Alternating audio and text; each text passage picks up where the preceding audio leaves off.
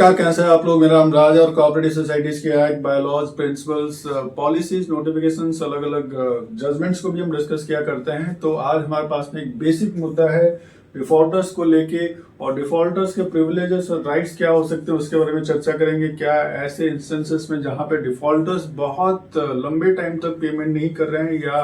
Regularly वो payment नहीं कर रहे हैं और जानबूझ के डिफॉल्टर रहते हैं या किसी कारणवश डिफॉल्टर रहते हैं, तो उस केस में क्या उनकी जो सर्विसेज है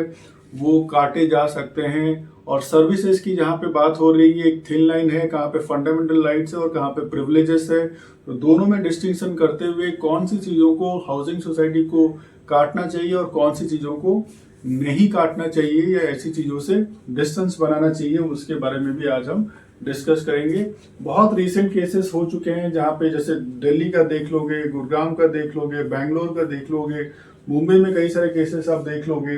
तो उन केसेस को भी हम डिस्कस करने की कोशिश करेंगे और ये जानने की कोशिश करेंगे क्या सही है और क्या गलत होना चाहिए। और ये इक्वली रिस्पॉन्सिबिलिटी बनता है मैनेजिंग कमेटी की भी और जो रेसिडेंट ऑफ द सोसाइटी है, बेसिकली जो मेंबर ऑफ द सोसाइटी है, कि उन्हीं के कंट्रीब्यूशन से सोसाइटी चल रहा है। सोसाइटी की कॉमन एमिनिटीज चल रहे हैं, लिफ्ट चल रहा है, सर्विसेज लाइक क्लब हाउस चल रहा है, ठीक है, गार्डनिंग हो रहा है, हाउसकीपिंग हो रहा है और भी जितने भी सर्विसेज है, कंपाउंडिंग के लाइटिंग वगैरह हो रहा है। तो टाइम पे सबको इक्वल जो अपने कॉन्ट्रीब्यूशन है वो देना है, मेंटेनेंस के चार्जेस देना है। सोसाइटी की मैनेजिंग कमेटी इसी के ऊपर टिकी हुई है क्योंकि उनको वो सारी चीजों का देखभाल करना पड़ता है। तो रेसिडेंट भी इसको, जो मेंबर ऑफ द सोसाइटी है, उसे लाइटली नहीं ले, उसे टेकन एज ग्रांटेड नहीं ले। नहीं तो अलग अलग तरीके हैं, मैटर कोर्ट में भी जा सकता है, मैटर रजिस्टर ऑफिस भी जा सकता है, रिकवरी के प्रोसीजर्स भी इनिशिएट किया जा सकता है। जहां तक शराफत की बात है, मैनेजिंग कमेटी एक एक्सटेंड तक ये शराफत करके रखती है कि आपको वैसे प्रोसीजर के थ्रू में नहीं जाना पड़े डिफॉल्टर को। तो डिफॉल्टर को भी इस चीज का ध्यान रखना चाहिए कि मैनेजिंग कमेटी को भी उस हद तक जाके उकसाना नहीं है कि वो इस टाइप की पब्लिक शेमिंग करे या फिर आपको रजिस्ट्रार ऑफिस या कोर्ट के वहां तक आपको लेके जाए और चीजें बहुत ज्यादा खराब हो जाए, आउट ऑफ कंट्रोल हो जाए। जो सोसाइटी के अंदर ही सुलझाया जा सकता था वो बाहर चली जाए। रिसेंट केस में हमने देखा कि एक रेसिडेंशियल कॉम्प्लेक्स इन गुरुग्राम में इन्होंने क्या किया, इन्होंने पोस्ट कर दिया name of all the defaulters वगैरह, और इन्होंने क्या किया कि एलिवेटर्स लिफ्ट में लगा दिया और restricted access to services such as, इन्होंने स्विगी जैसे है, जोमेटो जैसा है, food delivery and housekeeping and other amenities वगैरह इन डिफॉल्टर्स के बंद कर दिए। देखिए, जहां पे पब्लिक शेमिंग की बात है, डिफॉल्टर्स का तो चलो आप लगा सकते हो कौन कौन डिफॉल्टर्स है, रेगुलरली कौन पेमेंट नहीं कर रहे हैं, मेंटेनेंस ड्यूज वगैरह। पब्लिक प्लेसेस में लगा सकते हो, नोटिस बोर्ड में लगा सकते हो, इंडिविजुअल बिल्डिंग्स में भी आप लगा सकते हो, और चलो लिफ्ट में भी लगा दिया तो इसमें कोई तकलीफ नहीं होना चाहिए। और बाकी जैसे स्विगी वगैरह, जोमेटो वगैरह का सर्विसेज वगैरह बंद कर रहे हो या हाउसकीपिंग के सर्विसेज वगैरह, उनकी यहाँ से कचरा नहीं उठाओगे, बाकी चीजें नहीं करोगे, दूसरी एमिनिटीज वगैरह उनको प्रोवाइड नहीं किया जाएगा, बंद कर रहे हो सकता है कुछ एक्सटेंट तक वो सही है। मगर जहां पे मान सकते हैं जैसे गैस की किल्लत हो या कोई जहां पे पाइप गैस, नेचुरल गैस वगैरह सप्लाई नहीं हो, जिस बिल्डिंग में बाहर से खाना मंगाने की जरूरत पड़ रही हो, तो वहां पे इस टाइप की चीजें शायद मैनेजिंग कमेटी नहीं कर सकती है। ऐसी चीजों से बचना चाहिए जहां पे ये फूड डिलीवरी की बात हो रही है और कहीं पे इमरजेंसीज है। हाउसकीपिंग की सर्विसेज वगैरह वैसे कंटिन्यू रखा जा सकता है, और प्रेशराइज करने के लिए चलो आपने ये किया हुआ है तो ये भी शायद कितना क्या वैलिड हो, जस्टिफाई वहां पे उस सोसाइटी के हिसाब से किया जा सकता है। आप सेक्टर 49 गुरुग्राम में भी ऐसे एक रेसिडेंट वेलफेयर एसोसिएशन है, इन्होंने क्या किया,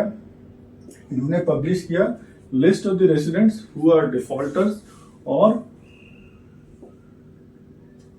जिन्होंने मेंटेनेंस ये पैसा नहीं दिया और जिनके ड्यूज वगैरह बाकी है। तो those who have cleared the dues denied is not cleared the dues, they were denied access to food delivery वगैरह, इनको नहीं होगा, कार वगैरह इनका कोई वॉश नहीं करेगा, है ना। सोसाइटीज वगैरह में यही जो भी आपकी जनरली आप देखोगे वॉचमैन की ड्यूटीज करते हैं या बाकी जो मल्टीपल सर्विसेज देते हैं वो कार वॉशिंग वगैरह भी करते हैं तो इनके कार वॉशिंग भी नहीं होंगी, इनके घर में डोमेस्टिक जो हेल्प के जो सर्विसेज है जैसे बाई वगैरह आना, जैसे मेड सर्वेंट्स वगैरह आना, वो भी रेस्ट्रिक्ट कर दिया गया। तो देखिए काफी हद तक सिचुएशन के ऊपर ये डिपेंडेंट है कहाँ पे कितना ये जस्टिफाइड हो पाएगा, मगर जहाँ पे इमरजेंसी सिचुएशन है या कहीं पे कोई पैंडेमिक वगैरह है वहां पे शायद ये सब चीजें एप्लीकेबल नहीं होगा और यहाँ पे रेस्ट्रिक्टेड करना पड़ेगा जो भी हाउसिंग सोसाइटी मैनेजिंग कमेटी को। तो यहाँ पे एक बैलेंस करके आपको देखना पड़ेगा।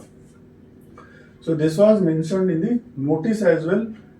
क्या कि ये लोग डिफॉल्टर्स हैं और इनके लिए ये सारी सर्विसेज वगैरह जो भी कार वॉशिंग है, मेड के सर्विसेज है या कोई भी फूड डिलीवरी वगैरह है, ये सब बंद किया जाता है, दूसरे एमिनिटीज वगैरह बंद किया जाता है। तो डिफॉल्टर का जो नोटिस निकला साथ में ये सब सर्विसेज भी बंद कर दिया जाएगा, ये भी निकला। और लिफ्ट वगैरह में या कहीं दूसरी जगह में जैसे चिपकाने वाला काम ऐसे हो सकता है या पब्लिक प्लेस में जैसे डिस्प्ले वाला काम हो सकता है। So the society also implemented a social ban stating the large bold, बड़े बड़े अक्षर में लिख के, ठीक है, हाईलाइट करके उसी नोटिस में कि resident welfare association social events are not open to the defaulters and the PG occupants. जो भी सोशल जैसे फेस्टिवल्स अलग अलग होते हैं, कहीं आपने रामनवमी बनाया, कहीं आपने गणेश चतुर्थी मनाया, कहीं दूसरे फेस्टिवल जैसे नवरात्रि वगैरह बनाया, या और जो भी फेस्टिवल सोसाइटी में होते रहते हैं जैसे हल्दी कुमकुम होता है या कोई तुलसी विवाह होता है या कोई और फेस्टिवल्स होते हैं, तो यहाँ पे भाई साहब आप लोग नहीं आओ, आपका आना यहाँ पे बैन है, आप लोग रेस्ट्रिक्टेड हो, आप पब्लिक सोशल गैदरिंग में आप अपने आप को इन्वॉल्व मत करो। तो basically this is a kind of public shaming. Defaulters को भी तो ध्यान देना चाहिए कि जब उनके पास पैसे है और जानबूझ के वो पेमेंट नहीं कर रहे हैं तो पब्लिक शेम तो होगा ही, क्योंकि आपका भार अगर दूसरे मेंबर्स ऑफ द सोसाइटी के ऊपर पड़े, वो लोग रेगुलरली पेमेंट कर रहे हैं, अब वो लोग तो बुद्धू नहीं है, उल्लू नहीं है और आप ज्यादा स्मार्ट हो, तो ऐसा तो नहीं होगा। तो फाइनली क्या होगा, रिकवरी प्रोसीजर वगैरह इनिशिएट किया जा सकता है, आपके मूवेबल और इमूवेबल एसेट्स को भी बेचा जा सकता है,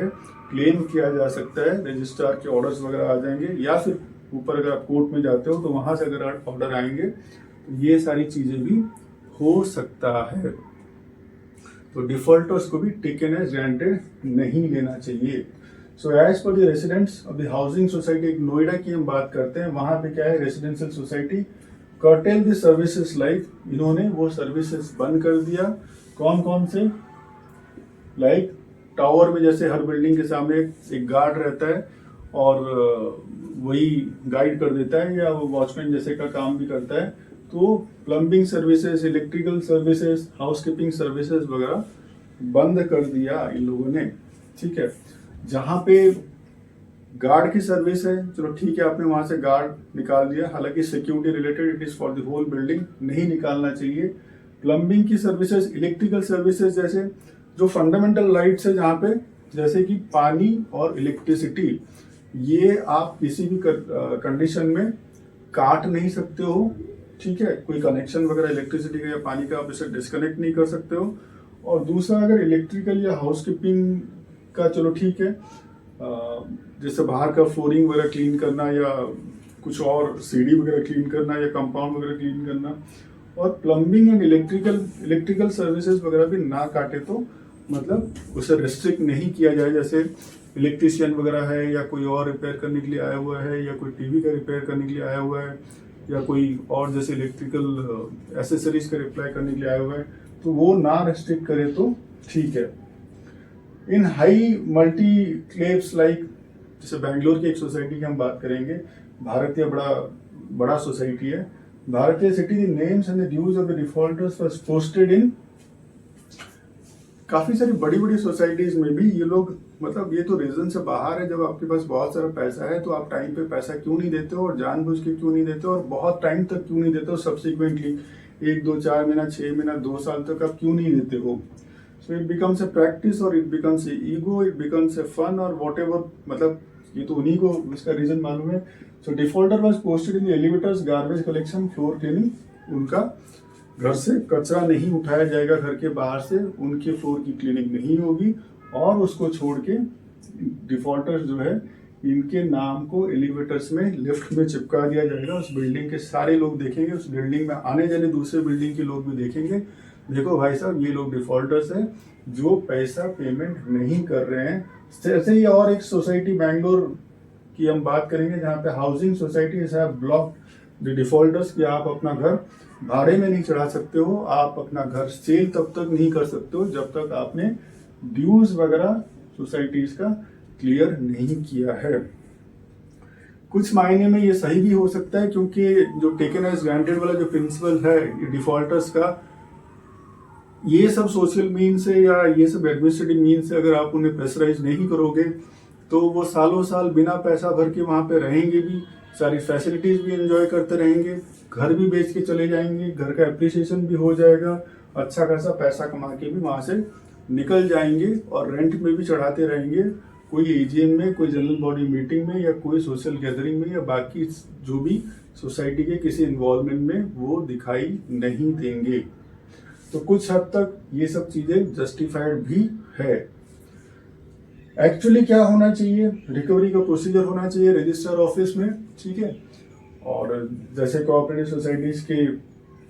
अमेंडमेंट के बाद में और कोऑपरेटिव सोसाइटीज एक्ट के अमेंडमेंट से बिफोर, उससे पहले भी जो भी प्रोसीजर्स वगैरह 101 के प्रोसीजर थे, 154B29 के प्रोसीजर है, या फिर सिविल कोर्ट में आप ऐसी चीजों को लेके रिकवरी के प्रोसीजर्स वगैरह कर सकते हो